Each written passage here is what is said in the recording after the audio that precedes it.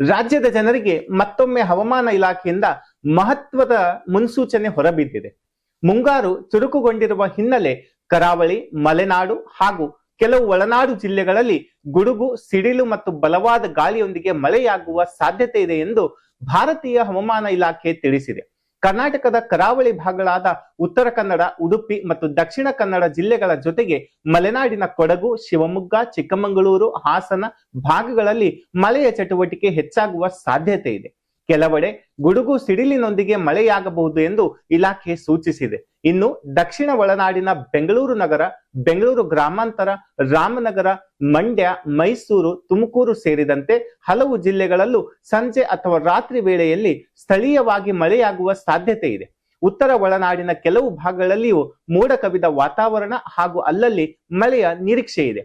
ಹವಾಮಾನ ಇಲಾಖೆಯ ಪ್ರಕಾರ ಮಳೆಯ ಜೊತೆಗೆ ಕೆಲವೆಡೆ ಬಲವಾದ ಮೇಲ್ಮೈ ಗಾಳಿಯು ಬೀಸಬಹುದು. ಆದ್ದರಿಂದ ಮರಗಳ ಕೆಳಗೆ ವಾಹನ ನಿಲ್ಲಿಸುವುದು, ಗುಡುಗು ಸಿಡಿಲಿನ ಸಮಯದಲ್ಲಿ ತೆರೆದ ಜಾಗದಲ್ಲಿ ನಿಲ್ಲುವುದು ಹಾಗೂ ಅನಗತ್ಯವಾಗಿ ಹೊರಗಡೆ ಸಂಚರಿಸುವುದನ್ನ ಸಾಧ್ಯವಾದಷ್ಟು ತಪ್ಪಿಸುವಂತೆ ಸೂಚಿಸಲಾಗಿದೆ. ರೈತರು ಸಹ ತಮ್ಮ ಕೃಷಿ ಚಟುವಟಿಕೆಗಳನ್ನು ಹವಾಮಾನ ಮುನ್ಸೂಚನೆಗೆ ಅನುಗುಣವಾಗಿ ಯೋಜಿಸಿಕೊಳ್ಳುವುದು ಉತ್ತಮ. ಕೊಯ್ಲಿಗೆ ಬಂದಿರುವ ಬೆಳೆಗಳನ್ನ ಸುರಕ್ಷಿತ ಸ್ಥಳಕ್ಕೆ ಸಾಗಿಸುವುದು, ರಸಗೊಬ್ಬರ ಮತ್ತು ಬೀಜಗಳನ್ನ ಮಳೆಯಿಂದ ರಕ್ಷಿಸುವುದು ಸೂಕ್ತ. ಮಲೆನಾಡು ಮತ್ತು ಘಟ್ಟ ಪ್ರದೇಶಗಳಲ್ಲಿ ಪ್ರಯಾಣ ಮಾಡುವವರು ಹೆಚ್ಚಿನ ಎಚ್ಚರಿಕೆ ವಹಿಸಬೇಕು.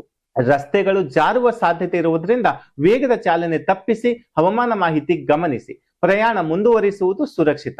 ಮೀನುಗಾರರಿಗೂ ಮುನ್ನೆಚ್ಚರಿಕೆ ನೀಡಲಾಗಿದ್ದು, ಸಮುದ್ರದ ಪರಿಸ್ಥಿತಿ ಹದಗೆಟ್ಟರೆ ಸ್ಥಳೀಯ ಅಧಿಕಾರಿಗಳ ಸೂಚನೆಗಳನ್ನ ಕಟ್ಟುನಿಟ್ಟಾಗಿ ಪಾಲಿಸುವಂತೆ ಮನವಿ ಮಾಡಲಾಗಿದೆ.